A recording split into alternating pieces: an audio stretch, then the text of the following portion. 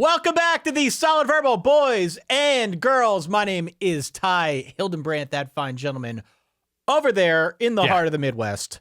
Still the incomparable. His name is Dan Rubenstein. We just got done doing our little preamble to the intro here, which people don't hear on air. And you talked maybe about changing the name of the podcast. Did I? Just a little bit. I heard some ideas. This podcast episode, not changing the name, The Solid Verbal. We're pretty deep into the branding of that. I don't have a good title for this. I went pretty deeply inappropriate with my suggestion. Yeah.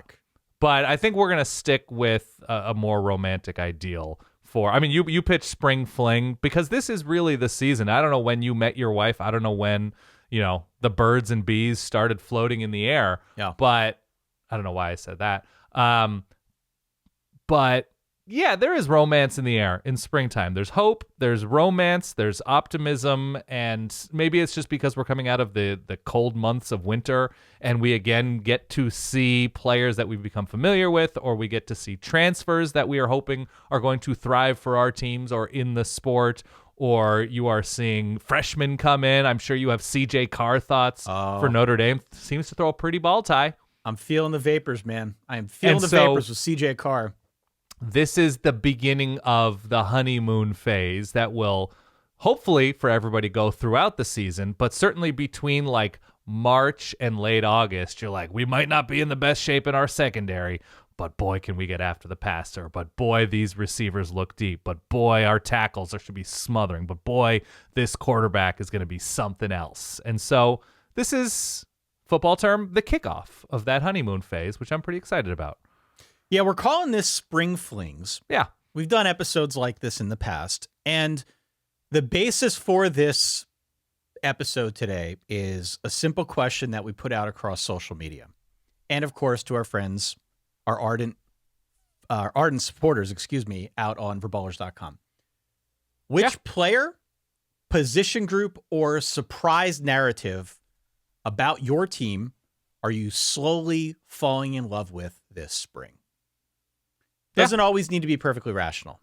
And some people, it's not slow. Some people, it's, bodies against the wall lust, Ty. You know what I'm talking about. This is your area of expertise we're talking about. I think your earliest bodies against the wall lust, was it the Zaire? I think that was the first time you truly got super hot and bothered Malik Zaire, over a situation at Notre Dame. Yeah. Yeah, the Malik Zaire, short as it was, that was probably the beginning of my long storied infatuation with whoever Notre Dame's backup quarterback is. Yeah. And it has waned a little bit over the years, and the Ian Books and the Drew Pines and that whole I was going to era. say, I think the Drew Pine closed, coincidentally, the book on your infatuation with Notre Dame's backups. But perhaps CJ Carr this year is going to reignite. CJ Carr is kind of, it's giving me the vapors again. Yeah. Yeah. So anyway, we put out this call across Twitter, across Instagram, across Facebook, of course, verballers.com. Threads, that's a thing as well. I collected all of these responses, and we thought maybe we'd give a shout out to the Verballerhood and hear what the people out there are really feeling right now. What they have been convincing themselves of, either after watching spring football games. We've had 2 big spring football weekends. There's one more big one to go this coming weekend. Yeah. Maybe just reading a lot of beat reports. Who knows? But for whatever reason, Verballers sent in a variety of different answers here that we're going to go through and react to here. If you are just finding us, please hit follow or subscribe wherever it is you're consuming this podcast. It really does help Dan and I out. Of course, verballers.com, which I called out earlier. That's your Patreon. You get all the episodes a little bit early without the ads. You get bonus perks. We're going to start revving up bonus perks here in a very short while out at verballers.com. So stay tuned for that. Appreciate everybody who has stuck with us through the off season. It's one of those things where you wade your way through the off season, you get to spring football, and that's when we start talking about. That's when we start talking about actual players. I know. I laugh because it's just another one of those elements of the sport that's very difficult to explain to people. You're like, so what exactly is a spring game? Well, the team plays against each other. Oh, cool. Is it like a preseason thing? I was like, no, season doesn't start for a few months. So they're playing in the spring. Yes. So it's like a game where they like split up and everyone. Well, sometimes people do that. Other times people just like ones on ones, ones on twos, and they split up who's playing against each other. Like, oh, okay, cool. So is it like standard scoring? I'm like, no, not at all. Not at all. The scoring that makes no sense unless you are deeply paying attention to the if the defense gets a takeaway, it's 3 points. But if the offense strings together 3 first downs, that's 4 points. And like the scoring system is not obvious to anybody who watches. Some stadiums are full. Some stadiums are empty. Sometimes people punt. Sometimes people don't. Sometimes people tackle on special teams. Sometimes people don't. Sometimes people tackle during the game. Sometimes teams don't tackle at all. There's no rhyme or reason to what spring football is beyond, obviously, it's a time for teams to practice and stay in shape and get a look at what is new. And there's all sorts of actual good behind the scenes reasons, but it's another one of those elements that just like, it's not replicable in any other sport. And I wasn't super enthused about spring practice because I'm still trying to figure out who's on what team. But then as soon as I started watching the games and watching some of the highlights, I'm like, man, this is cool. I like this. I like this. Yeah. And whether it was Notre Dame or Florida State or Texas A&M, like I watched a ton, and it just the ridiculousness and randomness of just like tuning into the USC game. We're like, they're playing 2-hand touch. They're doing it, and I love it all. It's great. All right, let's dive in here. Let's go to Verballerhood, Dan, if we could. Of course, it is spring. Let's go to the artist formerly known as Twitter. Let's hear what David Clay had to say. He says simply, Arch Manning. We got a bunch of Arch Mannings from across the Verballerhood. Whether it was out on Twitter, we got some across our Patreon as well, citing the quarterback depth, the perceived quarterback depth at Texas. Not just Quinn Ewers, not just Arch Manning, Trey Owens, they're big freshman. There's a lot of excitement around that. So here's the deal with Arch. Arch looked really good. Arch played a lot. Arch threw 3 touchdowns. I think he missed something like 7 passes, but of those 7, 4 of them hit his intended target in the hands. Right. He looked really good. He's got a very quick release. It's obvious to see why people are very excited about Arch Manning. Quinn Ewers barely played in that game at all. So to react to Arch Manning having a good game, I don't feel like that's anything groundbreaking. But I think to react in general to what is a perceived strength, especially in the NIL era, transfer portal era, of Texas having actual depth at the quarterback position. That is something that I think we can get behind because Quinn Ewers is going to be the starter. Arch Manning is going to be the backup. If they've got, a hotshot freshman, Trey Owens, who can come in and perform capably if they need to, great. Hopefully it doesn't get to that point if you're a Texas fan. Right. But having that stable of quarterbacks is definitely something that feels like a one-off right now in college football. Yeah, I for sure agree. And it's very difficult. And this is the caveat for every single spring game because teams are down a number of key players who had off-season surgeries or are nicked up, and they don't really need to see anything from this receiver or this linebacker because they've been a starter for 3 years. So it's an opportunity for coaches to see what they have in some rotation and younger players. Arch looked very good. Arch looked very good. Now, the other caveat is he got to do what a few different quarterbacks got to do last year, which was throw all over the Texas secondary. No. And this was a Texas secondary that was not at full strength. But if you look at, I think it was his first throw where he threw to a receiver. I don't remember if it was Isaiah Bond or somebody else, but threw it downfield. It was like a 75-yard touchdown, wide open, a coverage bust, it seemed, over the top for an easy touchdown. My amateur analysis of Arch Manning was he seemed to process really quickly. The processing seemed to be in sync with his footwork. He stepped into the pocket. He looked confident. When he sort of made a decision, he fully exploded into that decision. I don't know if that sounds weird, Ty. I apologize if it does. But there was no hesitation, it seemed, from Arch. And he improvised. He moved around really nicely, which we all figured he could after seeing his high school tape. But the connection he seemed to have in all of these quarterbacks, because this is also a receiving core with JT Sanders gone at tight end, with Xavier Worthy, with A.D. Mitchell, right? So we're talking about Isaiah Bond, a transfer, Ryan Wingo, a freshman, eventually Silas Bolden, I think, shows up at campus. Jonte Cook, who was a 5-star, I believe, rotation guy before, is now going to assume a bigger role. So CJ Baxter in the backfield, an experienced offensive line. Like, things should be good for anybody at quarterback for Texas in this moment. And Arch, in as much as we can tell in spring, looks like, oh man, there's an interesting ceiling here. And if he is excellent, he will be the most famous college football quarterback in quite some time. Yeah, Texas, by the way, per our friend Bill Connolly, 25th nationally in returning production. Yeah. On the offensive side of the ball, they returned 74% of their production, which is 30th best in the country. That's a pretty good number. Yep. Going into a new season. It's also a pretty good number to have more than one quarterback as you enter your first full season of SEC play. Mm-hmm. Because who the hell knows what goes down if the schedule gets a little bit tougher, if the defensive lines get a little bit harder to process. And furthermore, Quinn Ewers does have a bit of an injury history. So Wow. to have somebody behind him who can step in and be capable, you know, if you're a Texas fan, you got to like what you saw. That's very exciting. So here's what we also should talk about.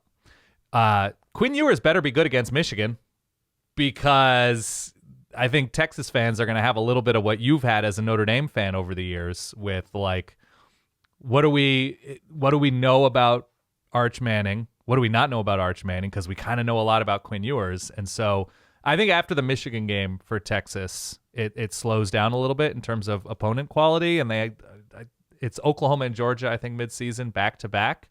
Yeah. I don't know. There could be footsteps. I think Quinn Ewers is very good. I don't think Quinn Ewers is in danger of losing his job. But if for whatever reason Quinn Ewers looks a little bit shaky, I don't think there were those footsteps last year with Malik Murphy early on. But, man, there is something tantalizing about what that ceiling might look like after this spring game for Arch Manning. Well, you gave me a perfect segue then to talk about Oklahoma. There it is. We had some folks writing in Gonzo, not Stephen H. We'll get to Stephen H. later. Okay. Gonzo says Oklahoma's wide receivers. The offensive line is giving him conniptions, but Oklahoma's wide receivers, notably Deion Burks. Yeah, Deion the Purdue Burks is a transfer. dude. Yeah. Yeah, the Purdue transfer, an absolute dude. Had something like 174 yards, had an early rapport with Jackson Arnold. There seems to be a lot of optimism that this could be a breakout season in the passing game for Oklahoma. Now, how much do we believe that? I'm optimistic, obviously, because they've done so well on the recruiting trail. And I liked what we saw out of Jackson Arnold in limited action last season. All that stuff I think is very, very positive. Certainly, they're going to need some way to stretch the field in the SEC. Yeah. They're going to need some way to lean on that passing game, and they're going to have to turn the keys over to Jackson Arnold in a really big way. We'll find out very quickly from Jackson Arnold if he's the truth or not. In limited action, again, last year looked really good. But yeah, provided, a little turnover happy against Arizona, but yeah. That's right. I mean, he's going to have a little bit of a runway here. If you look at the schedule, they start with Temple, and they got Houston and Tulane. They've got Tennessee third weekend in September before going on the road to Auburn and then a bye. After that bye, as they get into mid-October, same deal sort of with Texas. That's when things start to go downhill, right? Yeah. You've got Texas, neutral site, on the road at Ole Miss a little bit later in the month. You're on the road at Mizzou second weekend in November. You've also got Alabama and a road game against LSU to close things out last 2 weekends of November. So you're going to need that pop in the passing game. You can't just rely on one facet of the offense if you want to do anything against that SEC schedule. I think that goes without saying. Yeah, so we had, I think, Andrell Anthony, Nick Anderson, like they were shorthanded at receiver. Deion Burks had every opportunity and seemed like he fully took advantage. Offensive line being rebuilt, especially after what they lose their left tackle, Caden Green, to Mizzou. So I think the offensive line looked okay to me. You know, there's a bunch of transfers up there, but I think they'll find guys and they'll be fine. But if they're only okay, then yeah, you're going to need playmaking from receiver. I'm not confident at this point that they're going to have a game breaker at running back. And so if they're building up depth at receiver, they've recruited decently well there.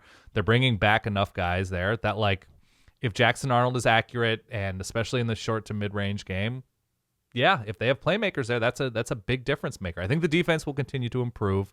It seems like there's a lot of cautious optimism along the defensive line. They've recruited edge really well at Oklahoma.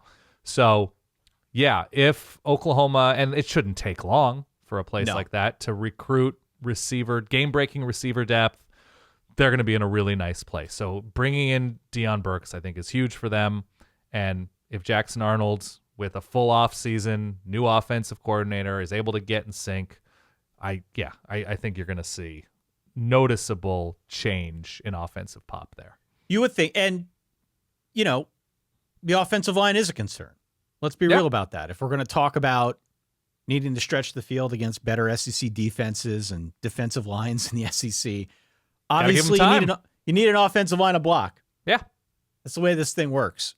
And I think Seth Luttrell and the way he calls his offense, a lot of quick stuff, might help counteract any issues they have along that offensive line. Notably, these spring games are all very vanilla. Even if you see flashes, you're not seeing what you're going to see come September on a Saturday. You just don't want to see Jackson Arnold dirting any balls, which he didn't. No, he didn't. In any sort of meaningful way, yeah. He looked good. And I know one of the selling points of Jackson Arnold when we did see him again limited action last year, decision-making. People were really high on his decision-making. His processing, all of that stuff seemed to be at a really high level already, even though he wasn't out there every snap. So, okay, let's go over to Raul on Patreon. He's thrown out the Florida quarterback room, Dan. Specifically, the Florida quarterback room throwing to Eugene Wilson. Yeah. He says, I'm not excited about Billy Napier retaining play calling duties on offense, but I am excited about the combination of Graham Mertz as a highly competent sixth-year quarterback and a high-ceiling true freshman in DJ Lagway, throwing to sophomore wide receiver Eugene Wilson, who looked poised for an all-SEC season. That is the kind of insight you get from our friends over at verballers.com, verballers.com. A lot of smart college football fans talking about college football year-round on Patreon, in the comments section, also on our Discord server, Verballers Discord server, where folks have been talking about college football year-round. Yeah. How much attention did you pay to the Florida spring game, DJ Lagway, and what transpired there?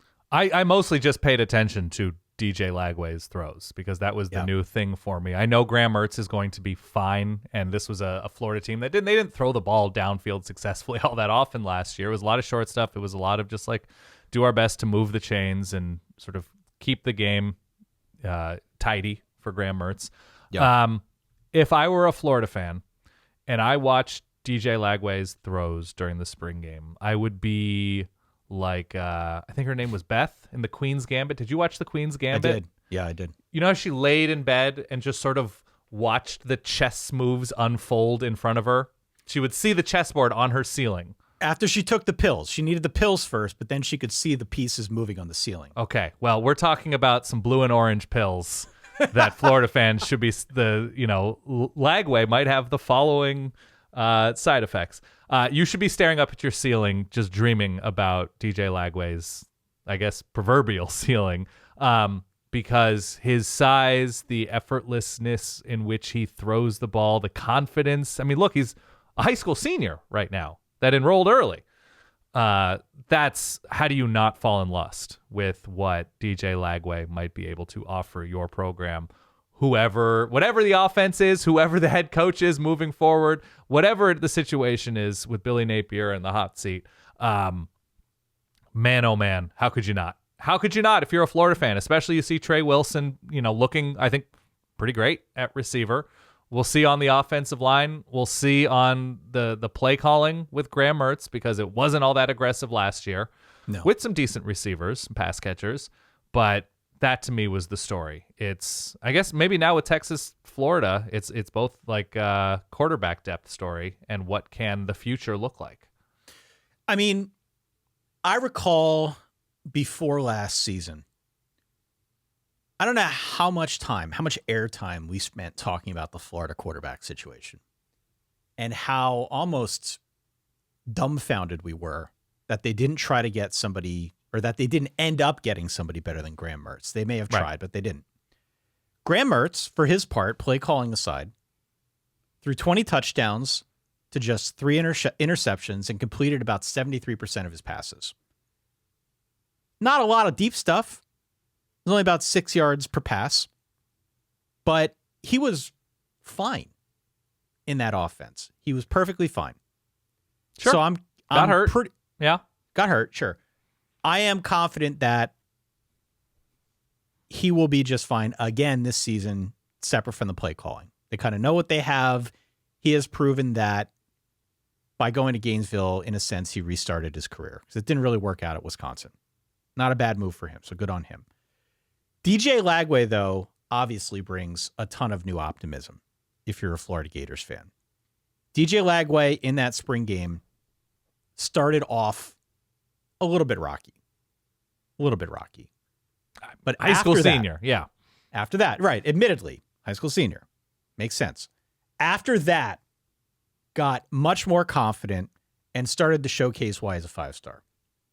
And I saw a multitude of reports that all sort of came to the consensus like, yeah, this kid's a 5-star and he showed why he's a 5-star. There's a lot to like there. So I agree with you on the Queen's Gambit visions for just Florida. Staring at the ceiling, seeing it all play out successfully. Yeah. I agree with you on that front. The undertones here, though, are Billy Napier against a tough schedule. Oh, impossible schedule. What kind of a leash does Florida have on Billy Napier? How long or short of a leash is it? Right. That will, I think, be the main storyline going into the season, certainly throughout, the first half of the year. But DJ Lagway, for his part, definitely came with tons of excitement. It's obvious. Just watch what he can do. Well, and it's also a situation with Florida where they've long had this like push and pull of like, we're Florida. Why would we settle for fine at quarterback? And sure, Chris Leak is the starter, but Tim Tebow's back there. Like, sure, Emory Jones is the starter, but Anthony Richardson's back there. And when Anthony Richardson gets in, he's averaging 15.1 yards per attempt. He's averaging 9.4 yards per rush. And so Florida has sort of established itself, along with some other schools, but like, man, the tantalizing, like unlimited ceiling of their backup quarterback. There's a history there with that hopefully Billy Napier can manage. And I don't know what the beginning of Florida's schedule looks like this year. So I just pulled it up. They opened up the year against Miami. Okay. Which is an interesting matchup. From a narrative standpoint, it's all the narratives. In tough defense. Should be a tough defense, yeah. What you're looking at, though, for Florida is it gets considerably harder the deeper you get into this thing. Start out with Miami, games at home, which is good. Then Samford, then you've got A&M coming to town. Then you go on the road at Mississippi State before a bye week. As you get into October, this is when S starts getting real. Ty. There are kids listening. Kids listening. I'm trying here, okay? Snit's getting real. Yeah. Snit is getting real. Yeah. UCF, whatever. On the road at Tennessee. What is this UCF whatever business? Then home against Kentucky before a bye. Then. Rivalry game against Georgia. On the road at Texas. Home against LSU. Home against Ole Miss. On the road at Florida State to close out the season. By my count, that is 7 straight ranked opponents-ish to close out the season. Tennessee, Kentucky, Georgia, Texas, LSU, Ole Miss, Florida State. Yeah, quite the train, Ty. Quite the train on this spring fling situation. Yeah. So here's what's interesting to watch. What's interesting to watch, and this is something that I think came out of that spring game for Florida, and then I promise we'll move on. We'll talk about a different school. Okay. It does seem as if they're going to use them during the year. They're not just gonna pack them with bubble wrap and let them learn behind Graham Mertz. It seems like on a limited basis we're going to see some DJ Lagway. Okay. And it will be interesting to see, like, if something comes off the swivel, even if just Graham Mertz rolls an ankle against UCF. He rolls an ankle. What is the, break glass when needed situation with DJ Lagway? What is the offense? How limited is the offense? And what are they doing to not sort of overrush his development if they need him? Yeah. If you put him in against a Tennessee and he breaks off a big run or makes a big throw or gives the offense tools that they don't have with Graham Mertz, this is a story as old as time in college football of the hotshot freshman coming in and then usurping whoever the incumbent is. Yeah. We'll see.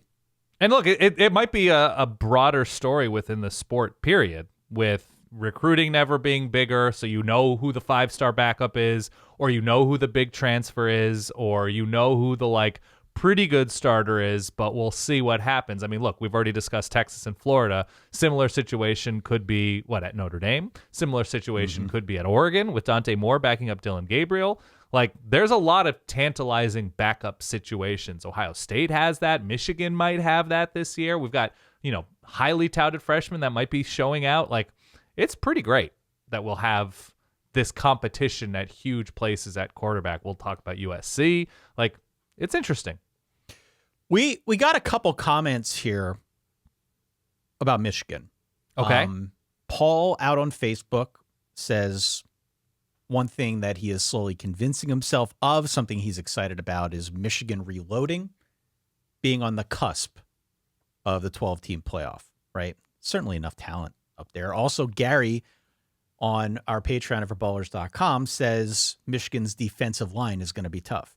He's it will be. Himself into Michigan's defensive line. Let's talk about Michigan. Okay. Because so many narratives on the Michigan side, it's almost difficult to know where to start. New coach, new coaching staff to some extent, new quarterback. There are a lot of guys that are leaving, but there are still a lot of guys who are around. So I agree with Paul's sentiment out on Facebook. Like, Michigan should absolutely be on the cusp of the 12-team playoff. I don't think they're the number one team in the country going to the year, but I don't think it's one of those deals where the program's going to completely bottom out. Generally, if that's going to happen under a new coach, it takes a little bit before you see it. And Sharon Moore, in limited action as the head guy for Michigan, has proven quite capable of keeping that ship on track. So I am optimistic that Paul's sentiment here is accurate. What was your reaction to spring storylines, spring takeaways from the Michigan game? There's just so much new. There's just, and there are familiar, I think Donovan Edwards, Colson Loveland, like Mason Graham and Kenneth Grant are going to be as good as like an interior defensive line pairing as there is in the country. I mean, should be preseason All-American conversation type players. Oh, hell yeah. Hell yeah. But it's the depth. And look, same goes obviously for Will Johnson at one of the corner spots, but it's the depth, it's the experience that they had last year. It was the ability to fill in some gaps in the portal along the offensive line, in the secondary, along in the defensive front. They built up tight end depth in the portal. And so it just feels like with Michigan, like we just have to extend grace. And we're like, if they struggle at times this year with a lot new, both in staff and roster, it's understandable. All signs pointed, all road signs, whatever, pointed to 2023. And so they're going to take a dip this year, it feels like. But I don't know if Alex Orji, and all we really saw of him was as like a change of pace, third and short type quarterback, a package type quarterback, and we have no idea what his ceiling is as a thrower. If he's transformational, the narrative on Michigan, I think, changes. But I don't think it's fair to expect this team as like a top-tier national program in 2024, just because I don't think they recruited and had the aggression coupled with losing Jim Harbaugh. Like, I don't think they are built in that way to just continue. But I could be wrong. It's fine. What's interesting about the Michigan schedule this year is they've got Texas, Oregon, and Ohio State scattered throughout the year. Texas in September, Oregon in November, Ohio State obviously at the far end of the season, November 30th, to close out the year. Yeah. Outside of that, the other teams on this schedule, most of them are dealing with a lot of new. A lot of new. USC, new quarterback. Maybe we can talk about Miller Moss and some of the interceptions their quarterbacks threw, how they're trying to improve on defense, and did look better a little bit on defense in their spring game. But whether you're talking about Minnesota or Washington or Michigan State or Indiana, even Northwest, like there's a lot new on the schedule. If Michigan is at all capable, provided there isn't any kind of bottoming out situation with quarterback or defense or whatever, this is still going to be a very, very good team. That's why I sort of agree with Paul. cusp of the 12-team playoff. Feels about right to me. I don't know if they're beating Texas. I don't know if they're beating Oregon. I don't know if they're beating Ohio State. My hunch at this early juncture, prove me wrong, Michigan, is that the answer is no. If you're asking, gun to my head right now, are they winning those? No, they're not winning those games. But the other ones seem like they're there. And in this new world order of college football where more teams get in the playoff, that might be all it takes. Yeah. Might need some help. That might be all it takes. They were built last year to dismantle average teams thoroughly and slow down a little bit. Injuries played a role against Maryland and Penn State, and Jim Harbaugh's not on the field against Penn State and Ohio State, and look impressive closing out the season, obviously, and then win a national championship. But I think it's still TBD that, and I don't know what their letdown look ahead. I think Illinois might be one of those. Is Illinois before the Oregon game on the road? Something like that. Michigan State is before the Oregon game. After Oregon, they're on the road at Indiana. Maybe we could talk a little bit about Curtis Rourke. Yeah, I'm not individually worried about Michigan losing to what appears to be a clearly inferior roster, but those are the types of losses that happen when you don't have grown men across the offensive line like they did last year, and you don't have crazy depth up front like they did last year, and you don't have Mike Sanders still as maybe your third best corner playing the nickel. That they were in a really luxurious place in terms of high-end upperclassmen last year, where I just think it's going to be a little bit different this year, and it might be a little bit more difficult to weather, okay, it's 20-all at Illinois in the fourth quarter. We can lean on the experience and comfort level we have with all of these 22-year-olds. Might be different this year. Yeah. Did you see Jim Harbaugh got the 15-0 tattoo on his right arm? I did not, but I know he promised that, so good for him. He did it. One other point here, and this is a natural jumping off point for us to talk about Oregon, which we can do next. We had a bunch of Oregon stuff come in as well. Mm-hmm. Michigan, Oregon in Ann Arbor, Saturday, November the 2nd. Yes. Do we want to plant our flag now that we will be there? Is it too early to schedule that thing out? Because you and I, we've been playing footsies with it here through the off season. Yeah. We don't generally go to games during the year because we do the midnight thing because we're recapping all of college football. But it's our damn show. We can do what we want. Agree. So are we at a position where we can at least tentatively plant that flag? I would like to, yes. Yes. When was the last time you were at a game? It's a decade, I think. I've been to tailgates, but I haven't sat in the stands because I've needed to watch everything and take note of everything for this show. I think the Oregon-Ohio State National Championship, the first college football playoff national championship. I've been to subsequent national championship game lead-up weeks with you. I've been to local tailgate, Northwestern tailgates, but no, haven't sat in the stands since then and miss it terribly. So having the Michigan connections I do in my family, having the Oregon connections and Oregon friends that want to come in for this game, I think we do it. I think we got to do it. Yeah. I think we got to do it, Dan. I really do, because it's been a decade for me as well. Yeah. And I miss it. If you're not out there amongst the people with your finger on the pulse of what's going on in the stadium, outside the stadium, at the tailgates, if you can't enjoy it, what are we even doing here? I agree. Also, I just love that it's I don't know, how many years since 2007? About 17 years since the Dennis Dixon Inside the Big House. Yeah. So there's that lovely baggage for me. I don't know. It sounds great to me. Tentatively speaking. Yeah. What did you say, November 2nd? November the 2nd. Okay. Let's do it. November the 2nd. All right. Let us know if you'll be in town. Okay. Let's talk about Oregon, because we got a bunch of Oregon thoughts here. Oh, about receiver? People are falling in love there? Everywhere, man. Glenn out on Twitter says that Oregon's secondary was a weak point in 2023. Oh, right. Yeah. Will be its best and most consistent defensive unit in 2024. Maybe you can agree or disagree with that. We had Kyle123 KFS on Threads. It's a new thing. All the kids are doing it. Are they? Not really. I don't get the sense that all the kids are on Threads. Continue. They're really not. Yeah. Oregon's wide receiver room. Kyle calls out there.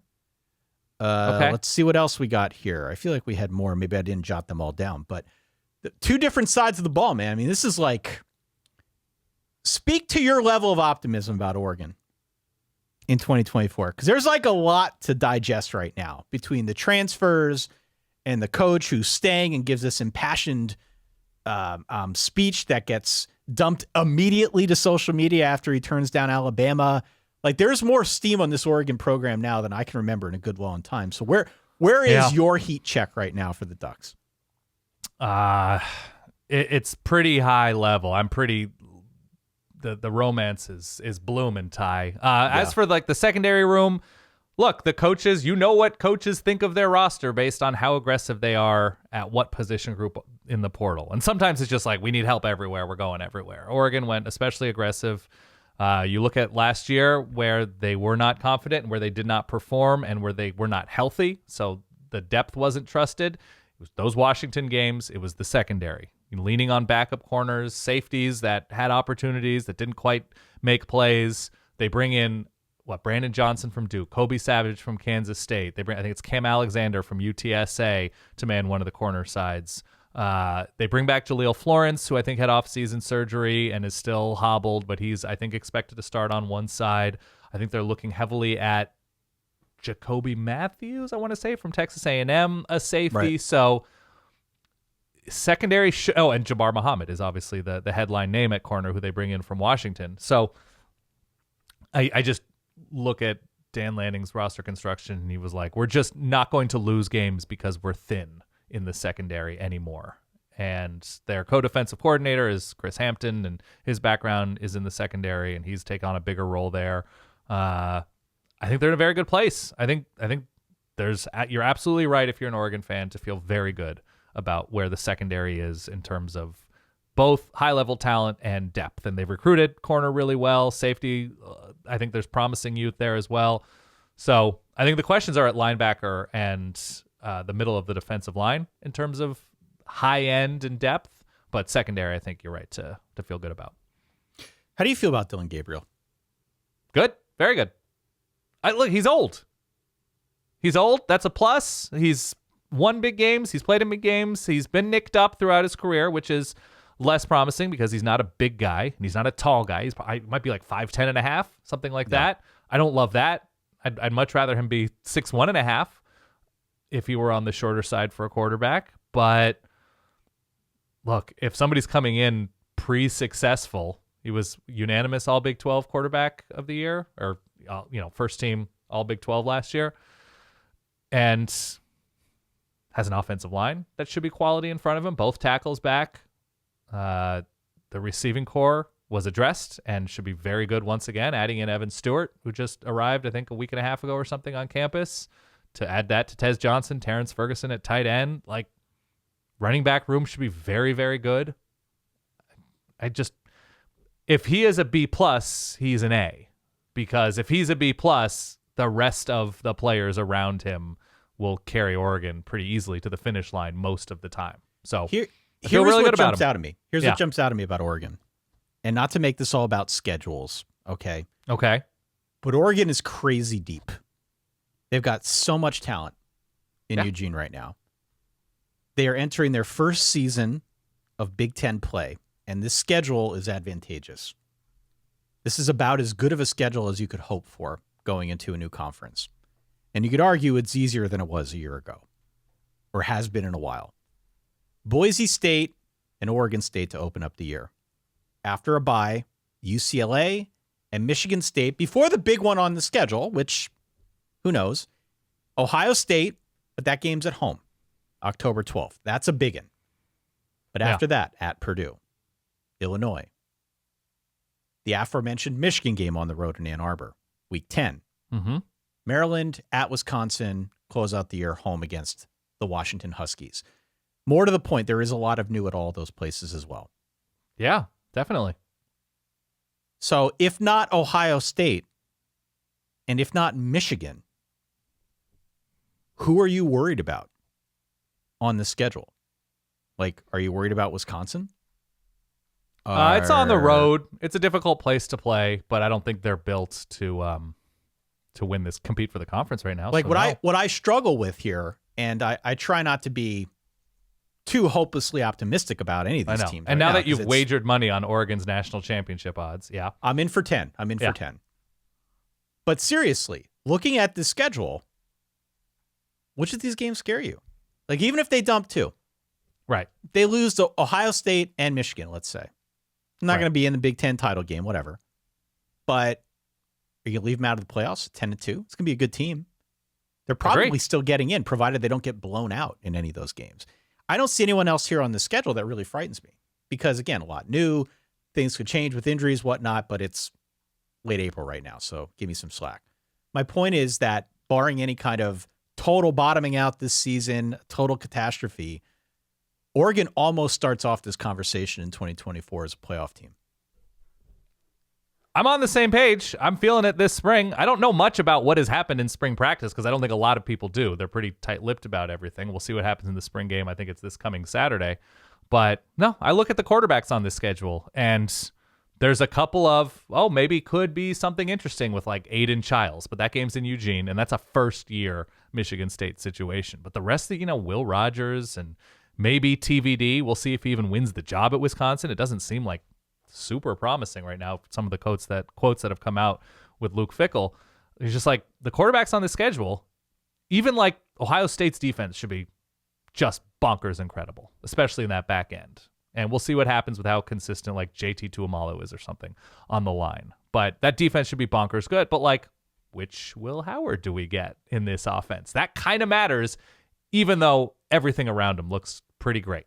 And we'll see on the offensive line there. And it's just, I think it's a good year to look deep and potentially excellent in the Big Ten with what Michigan has or what Michigan lacks from last year, what Penn State still needs to prove on offense, and Oregon doesn't even play Penn State this year, that it's still a rebuilding Wisconsin. Like, it's a good year to be excellent in the Big Ten. Yeah, more to the point on the Ohio State front. And we had some folks write in about Ohio State. I don't want to go too deep on Ohio State. Yeah. Trill Howard sends us a tweet saying CJ Hicks, the Ohio State linebacker, was doing it for him. I watched some of the highlights for Will Howard. I read some of the And that was reaction. like a two-hand touch situation as well, right? Ohio State, yeah. Exactly. But one of the things that was called out by folks who watch more Ohio State than me, and I think it's really important because it's subtle, but it's definitely something that could pay dividends a little bit later on. One of the things that I want to give a shout out to our friends over at 11 Warriors who watched the tape back and talked about what they saw out of Will Howard and all that. Sure. Their observation was when things break down, when the pocket breaks down, when there is a situation in which Will Howard needs to improvise, he doesn't sacrifice his mechanics. And that is one thing that they called out, and I think rightfully so, that separates Will Howard from somebody like a Kyle McCord. Kyle McCord did a lot of that last season. Kyle McCord looked good in his Syracuse game. I don't know if we're going to get into Syracuse today. Good for him, yeah. Good for him, right? Good for him. But the Will Howard thing is going to be interesting to follow because even though big name transfer, a lot of experience, big running quarterback, presumably would fit well in the Chip Kelly system, it's not a given that he's going to win that job. There's a lot of quarterback ammo behind him Right. on that depth chart. But just having a guy who has that poise and doesn't throw the mechanics to the wind if things around him are breaking down, that in and of itself is an upgrade for Ohio State fans. So I'd feel good about that if I rooted for the Buckeyes. Yeah, I would say the best of Will Howard because of what he was able to show at times with his legs at Kansas State and obviously led Kansas State to a conference crown 2 years ago. The best of Will Howard is going to have a higher ceiling than Kyle McCord. There were some real down moments for Will Howard last year. There were some real down moments for Will Howard early on in his Kansas State career. But the reality is Ohio State, with a ton of talent on offense at skill positions, and Will Howard, they've got maybe the best offensive coordinator in the sport. If Chip Kelly is locked in. I agree with that. And at this phase of his career, if he is only focused, basically only focused, well, I'm sure he's still recruiting, but if he is mostly or overwhelmingly focused on the chess match for next week on offense, developing, and this is the big thing with Chip Kelly too. He's really good at developing quarterbacks. He's really good at scheming an offense. Like, oh, our offensive line doesn't do this well. These are the types of runs we're going to start to master. And we are going to not run a huge playbook, but the plays we run, we're going to dress up in interesting ways and disguise in different ways. And we're going to figure out who to pick on during a game in the first half. And then in the second half, we're just going at this weak spot in the defense. Like, Ohio State is not going to be lacking for an offensive mind. And Ryan Day has done a sensational job on offense. There was some of those like micro decisions and fourth downs and just general vision for an offense issues that seem to pop up more often as his career has gone on at Ohio State. I think that's just solved for with Chip Kelly. I would assume so. I'm not questioning anything about a Chip Kelly offense if he's solely focused on that. And maybe I'm attributing this quote to Chip Kelly incorrectly, but I have seen some commentary out there, whether it was from Chip or anybody else, that another one of the things that they like out of Will Howard, he just sort of knows when to run. He knows when to run. He doesn't force it. And again, it's a subtlety. It's not necessarily the kind of thing that's going to get you drafted in the first round, but that situational awareness goes a long way, especially as you get deeper into the season. You're playing bigger games, playoffs, and conference championships and whatnot are on the line. Having somebody who understands the situation around them, even as it's breaking down, is really important. So we'll see. I don't know. We'll see where it goes for Will Howard. You know, I like the guy. I've been making videos about him. We've been talking about him on the show for a couple months now. Maybe he'll win the job. Maybe he won't, but I think a lot to be excited about there. Yeah, look, it's basically Ohio State's season because they don't play anybody early. They don't have like the headline Oregon or Oklahoma in years past where they have like this huge non-conference game. It's Akron, Western Michigan, Marshall to start the season for Ohio State. So we've got, for Chip Kelly and Will Howard specifically, new defense at Michigan State. Same, I'm sure, just horrible defense to play against in Iowa. That's going to be very good. A very difficult one at Oregon. I think it'll be difficult with Nebraska, but not stocked with NFL talent. Penn State, new defensive coordinator. Michigan, new defensive coordinator with talent. A lot of these teams have the talent, but there's a lot of moving pieces at a lot of these places that are potentially standing in Ohio State's way. All right, let's talk in more detail about one or two more, and then we'll go rapid fire just to make sure we hit most of the ones. We're not going to be able to hit them all. Yeah. We had one that came in out on Patreon from both Michael and Zach. I'm falling in love with a classic trope. Uh-oh. Transfer quarterback and a new offensive coordinator. You can't tell me in April 2024 that the marriage of Bobby Petrino and Talon Green won't be a hit. Famous last words. Yeah. Famous last words. The Arkansas offense will stun. You hear that? Stun this fall, especially after last year's disaster. So that one was from Michael, and then Zach chimed in the comments to say that he came on out to Patreon to post about this as well. Yeah. I like Talon Green. I really like Talon Green at Boise State. The best of Talon Green, yeah. The best of Talon Green, thank you. Not sure how I feel about Bobby Petrino, though. Not sure how I feel about Petrino at this stage in his career. Yeah, okay. So I would not be a fan of having Bobby Petrino as my team's offensive coordinator at this stage in his career. And I don't know, just seems like people don't like being around him within various programs across America, college and professional. And the best of Talon Green is interesting. Arkansas had one of the absolute worst offensive lines in college football last year. How that changes via portal, via development, via recruiting, TBD. You would assume, I assumed, that this was going to just continue to be a strength under Sam Pittman, given his background. But KJ Jefferson constantly under fire, running game all over the place. Not the fault of the running backs because, guys like Rocket Sanders, very talented. But this was an offensive line that did this offense almost zero favors. And just nowhere near ready to be an anchor for a super intriguing, excellent offense last year.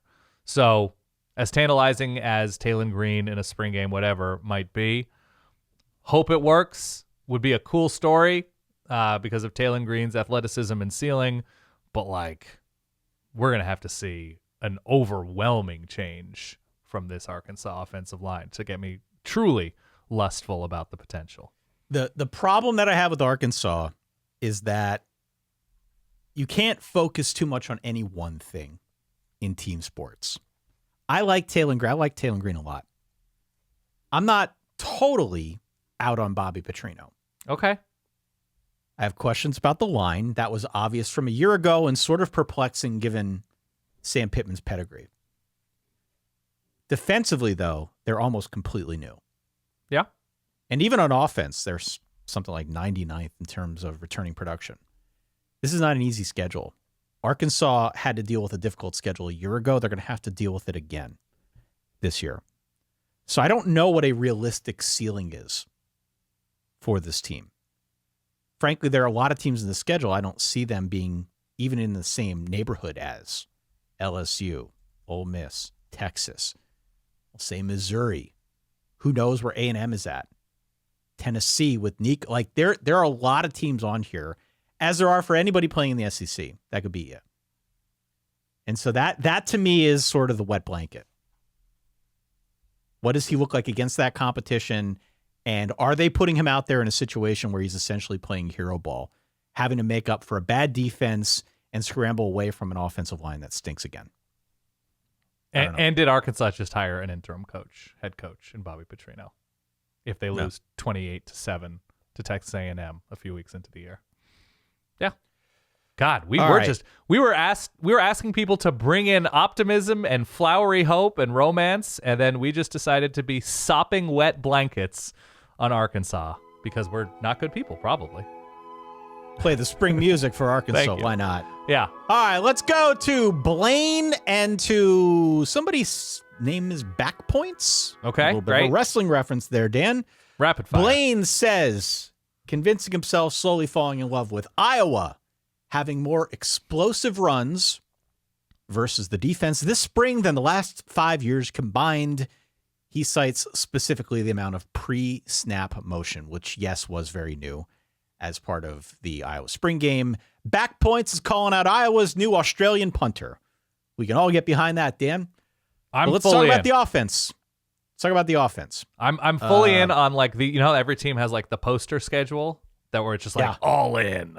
All gas, no brakes. Iowa can't get worse. Right? Like that. I'm all in. I'm totally in on Iowa having a below average offense this year. That's not necessarily a controversial take, though. No, I know. But what I'm saying is I'm fully aligned with, this. Who did you say it was? Back brace? Something. Back Points. Back Points. Saying that more explosive runs. Absolutely. If the offense is going to get... Blaine says the explosive runs. Blaine says the explosive runs. And the Australian punter. I'm all in. I am all in on the optimism for Iowa football in 2024. Can't get worse. Can't get Iowa worse. 2024. Can't get worse. Can we make that shirt? We can make that shirt. Yeah. Disorder! Thank you. Hey, of course. Let's go rapid fire here. Okay. Through some of these other ones that we got. Again, across social media and verballers.com. All right. Rapid fire. I called this one out earlier from Stephen H. I wrongly attributed his optimism to that of the Oklahoma receiver room. Instead, he's optimistic about the Utah receiver room. So Great. One of the things we saw was Cam Rising came back after his devastating knee injury that kept him out all last season. Dorian Singer, for those who haven't been paying attention, after transferring up to USC last year from Arizona, has now transferred to Utah. So yeah, therein lies some of the optimism, I think, for Stephen H. about Utah having some receiving threats out wide, Dan. Death taxes, and this is the year Utah finally stretches the field. It's not going to happen, but that's okay, because that doesn't mean Utah's not going to succeed.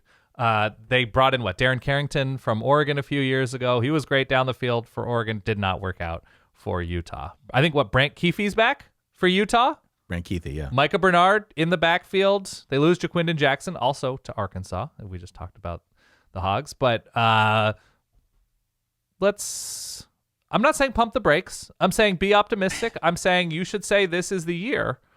I'm just saying I am not going to be a party to you saying the combination of Kyle Whittingham, Cam Rising, and Andy Ludwig is going to result in pop downfield. It will likely look exactly the same. Yeah, and that's okay. And that's okay, because the quarterback position will be better, and having more threats out wide is never a bad thing. But even if it happens just once in a big game, that's nice. 700% more than usual. So, great. Tim says he's fallen in love with Troy, the Trojans, Dan.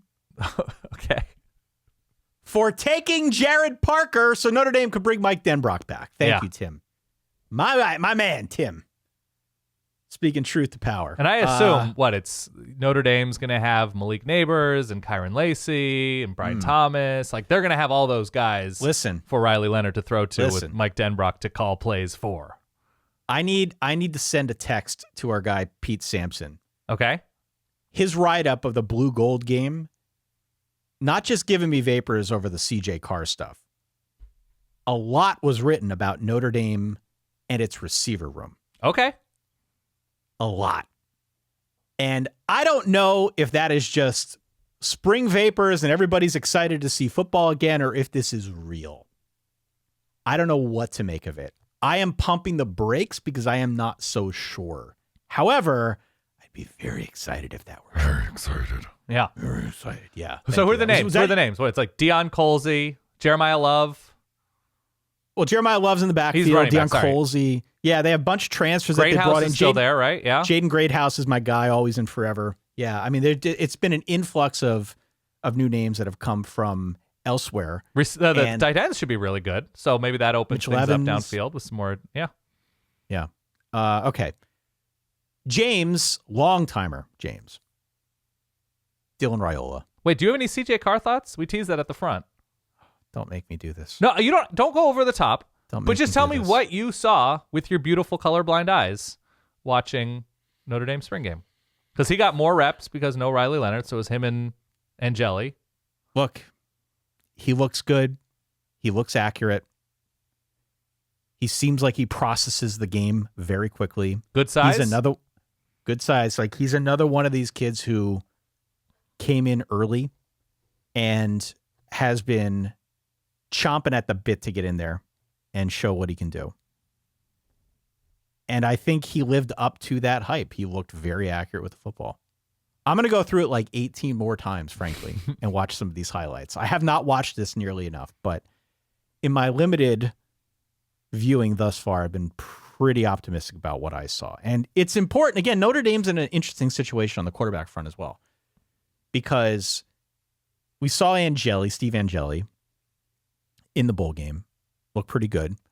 He's obviously been there now for a couple years, knows the system, or at least knows the supporting cast and the coaching staff, and is learning the new system at the same rate as everybody else. But he's been there, a veteran presence of sort. CJ Carr comes in, blue gold game. Yeah. Looks capable.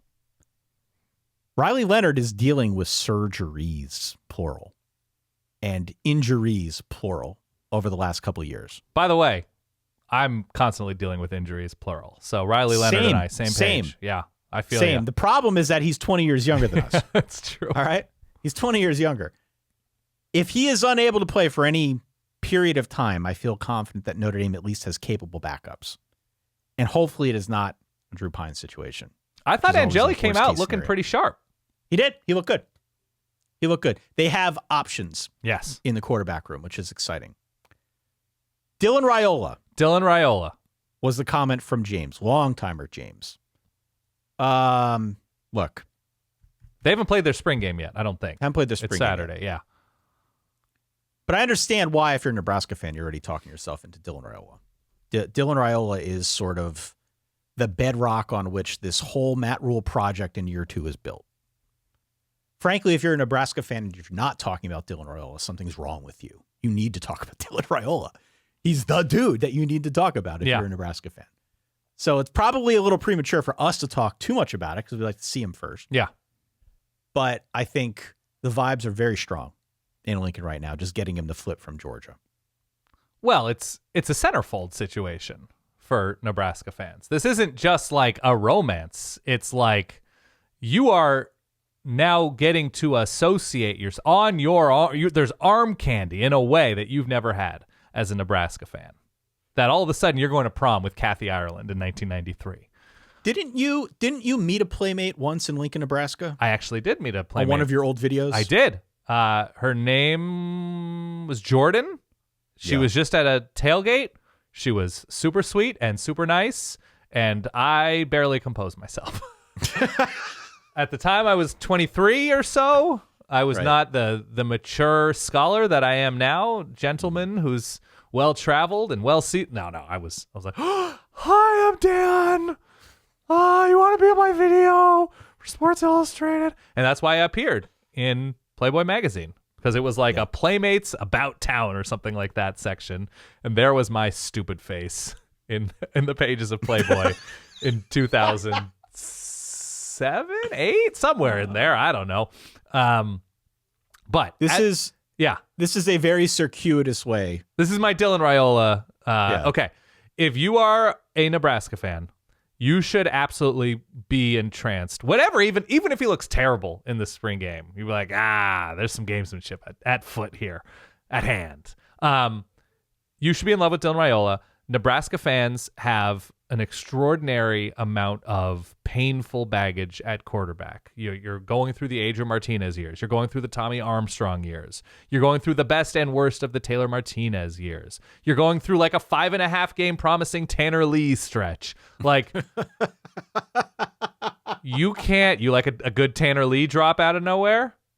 Oh my God. That was the genesis. That was the birth of our if you look at what he did in the Manning Passing Academy, I think you're going to change your mind about Tanner Lee this year.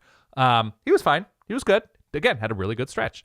What a pull. Wow. But if you are a Nebraska fan and you have this guy who's a legacy, which obviously comes with its own bit of baggage when you are just coming off of the Scott Frost era, you can say this guy is going to drag our offense into respectability and consistency, because that's arm talent. That's pure talent that Nebraska has not started out with at quarterback.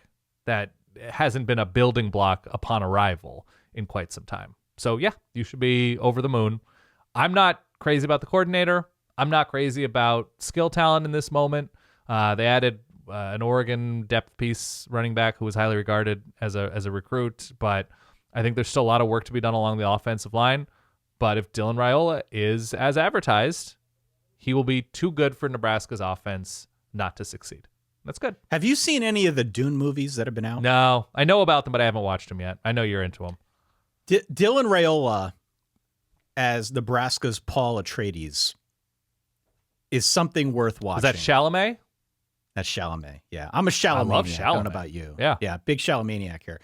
Dylan Raiola as like the savior of Nebraska has to be the only thing any Nebraska fan's talking about. Forget the line and the defense and the coach and Matt Rule with the emojis. Yeah. Like, Dylan Raiola is Paul Atreides, man. Yeah. Okay. Can he do it? Can he do it?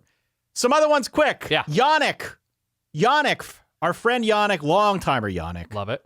Runs the Saturday Kick. It is a German college football podcast. Beautiful. He is slowly talking himself into how quickly Jed Fish is building momentum for Washington.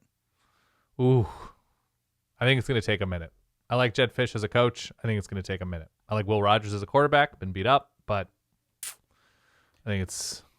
Will that momentum be stunted when he leaves Washington in the offseason and takes the Florida job? Coach DJ Lagway? Will he take that? Is that transferable over to Gainesville?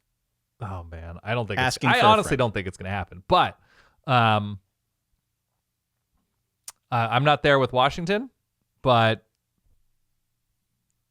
can be surprised. I do kind of want it to happen. Okay. I do kind of want it to happen. I think if we had an standpoint. incredible Pacific Northwest corner of this college football universe where Washington, Oregon is this like annual warring situation like it's been these last couple years with Dan Lanning and Kalen DeBoer, I think that'd be incredible for the sport. So a nice little outpost. Yes. Pacific Northwest, a little Lewis and Clark situation. I like it. Sure. I don't know what that is. Okay. Chaka says Kentucky's transfer quarterback. Oh, Brock Vandegrift. Sure. Are you a Vandegrifter? I don't know yet. I'm not sure. I like the receivers at Kentucky. I think the offensive line will be all right. Apparently he's gotten good reviews. They didn't show all that much. He didn't go downfield a ton in the spring game, but he's another one where the portal universe in which we live, especially at quarterback, that a lot of teams are going to gamble on the mysterious. And that's what it is with Brock Vandegrift, right? He was committed, I think, to Lincoln Riley in Oklahoma before flipping to Georgia, which opened the door for Caleb Williams, and didn't win the job out. Carson Beck, we know, is of high quality. And so you are gambling either on if a previous 5-star quarterback, for whatever reason, doesn't work out at his first stop, that you're like, the raw talent is there to build something around. And so Kentucky's offense was not super fun to watch last year.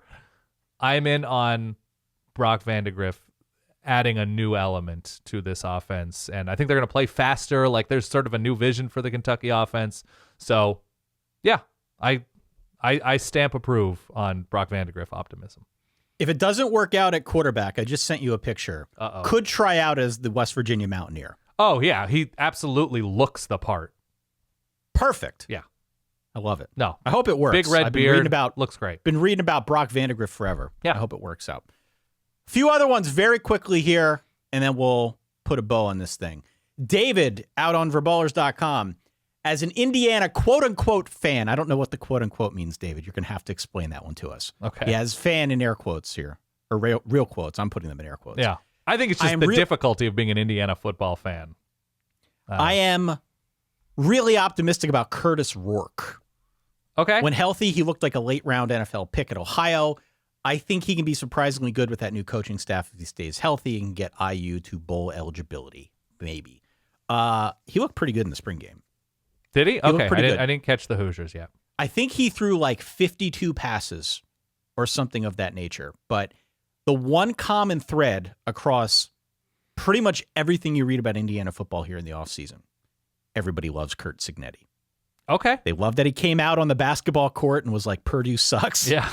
And great. I love that. Immediately was building up those vibes. Yeah. And it seems as though he is hopefully very quickly using some of his coaching acumen to raise the floor on that Indiana offense and get them to a better place of respectability through the air.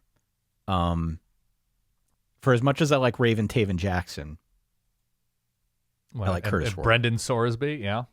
I'm a big Curtis Rourke guy. I've always been. So we'll see if the Rourkening works at Indiana. But thank you, David. Turning Appreciate to Canada.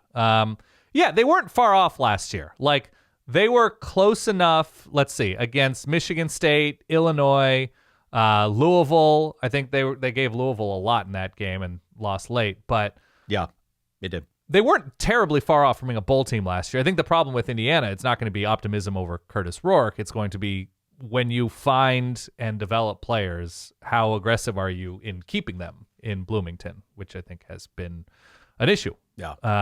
And so that is the work Curt Cignetti has, because I'm positive he's a good football coach. It's how good of a roster maintainer is Curt Cignetti and everybody behind the scenes in Bloomington. That's all.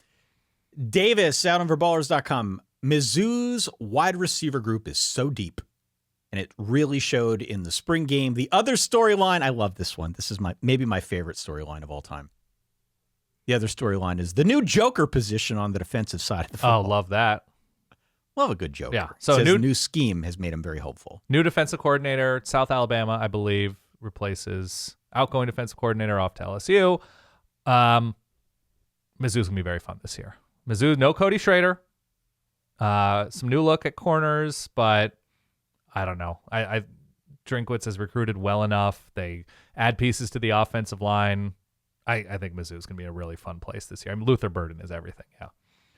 I saved this one for last from Sean. Okay. I think Haynes King could actually develop into a top-tier ACC quarterback and lead an explosive Georgia Tech offense. The Jackets may actually have a chance to win the conference. Not so sure about that, Sean. Okay. Not so sure. No, I'm not laughing a little. at optimism. I'm sort of overwhelmed by it, Ty. I too am overwhelmed by it. Sean, appreciate the spring vibes. You passed the assignment. Yes. I like Haynes King. I like him a lot. Yeah. And I am trying to figure out in my head, I am doing the calculus like the Zach Galifianakis at the blackjack table type thing. Trying to figure out how high I should be on Haynes King. Because a healthy Haynes King is a pain in the ass to defend. Agree. Pain in the ass to defend. And crafty and resourceful and is good at improvising. We've talked about the ACC quarterback situation before as well. Right. Like, he's not too far off the lead pack. So I don't know about them winning the conference, but a better Georgia Tech offense, for sure. Haynes King getting better, making the team as a whole better. Still a tough schedule, but by and large, I appreciate the optimism here. I think it's right on point. So I think the optimism, or at least the hope for Georgia Tech, the Haynes King thing is good. I think he's talented, and I think he's interesting and potentially very, very good in the ACC, an up-in-the-air ACC. It's just that at times Georgia Tech looked like they had the worst defense in the conference last year.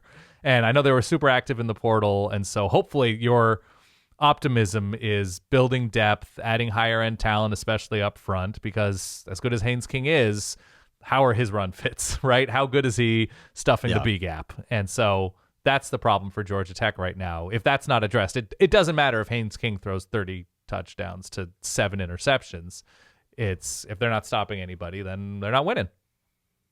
I think we've already established previously in this long, cold offseason that Syracuse is winning the ACC because of its schedule. Yeah, pencil it in.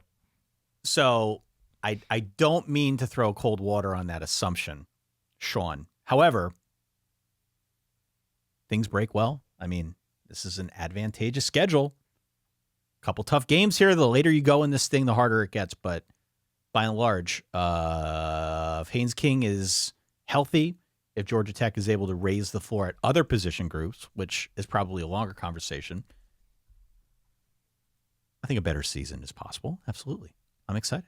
Yeah, look, the quarterback situation gets difficult back half of the year. The offense, that's the whole thing for Georgia Tech this season. It's the whole thing. I mean, North Carolina is going to be worse on offense. They weren't even that great on offense with Drake May last year. Notre Dame, we'll see. You're obviously very high on the players around quarterback, and we'll see along the offensive line as well. But Virginia Tech's in a good spot. The defense is the thing for Notre Dame, which we can talk about later. Right. Yeah. But I'm saying, in terms of Georgia Tech's defense, this back half is going to defend Kyron Jones, the Notre Dame offense, Cam Ward in Miami, Grayson McCall in NC State, Carson Beck in Georgia. That's everything. Okay. Well, look, we had other comments that came in that we don't have time to get to. We would encourage you to email us, solidverbal@gmail.com. Let us know. What is it that you are finding yourself taken with here in the springtime as you read about spring games and who's popping and who's not popping, transfer portal stuff, all sorts of options? Let us know, solidverbal@gmail.com, also across social media. If you're listening on Spotify, you can comment on Spotify. Let us know right there within the app who you're excited about. Yeah. So on and so forth. So we encourage all that feedback. We'll do our best to get to it. Plant that flag. Whenever it makes sense. Hit follow, hit subscribe wherever it is you're consuming this podcast. We'd appreciate it. Forballers.com, of course, is our Patreon, Dan. Any parting shots from you before we let the fine people go? No. I hope anybody that went to a spring game had a good time. Anybody that's going to a spring game, hope you enjoy being in the stadium. It's one of the true joys of the sport, even if it's somewhat silly on its face. I loved going to spring games when I went to school in Eugene, and hope all this optimism carries through as you are listening to Solid Verbal preview episodes come July, as you're reading magazines or whatever you're doing. Just maintain that hope through the summer, because not doing that makes the sport so much less fun. I am going to do something. What is that? Keep that energy, right? That's what the kids are saying? Keep the energy. Yeah. I'm going to do something for this weekend that we have never done before on this podcast. Okay. Because there are some big spring games taking place this weekend, right? Nebraska, notably. Oregon, yeah. notably. Colorado also has its game We've got the likes of Arizona with a new coach. We've got the likes of Oklahoma State, maybe the top dog in a new conference. Who knows? West Virginia has reason for optimism. Definitely. A bunch of schools here that are playing their games this weekend. Not an overwhelming number, but just enough for me to open that reverb line this weekend. Whoa. Okay. I've never done this in the offseason. Certainly not for spring football. It's 855-VERBAL-3. You can call, you can text. Either one. I don't care. If you were at the Nebraska game, though, you owe it to us to call. Even if you're just watching at home, if you're watching the highlights on Sunday, 855-VERBAL-3. Call the reverb line. I want to get some comments from people watching Dylan Raiola or watching whoever at Oregon, whoever at Rutgers, you name it. 855-VERBAL-3. Give us a shout, all right? Do it. For that guy over there, my good friend Dan Rubenstein, from myself, Ty Hildenbrandt, thank you so much for your contributions, helping make this show great. We appreciate it. SolidVerbal.com is our website. We'll talk to you all in 2 days. In the meantime, stay solid. Peace.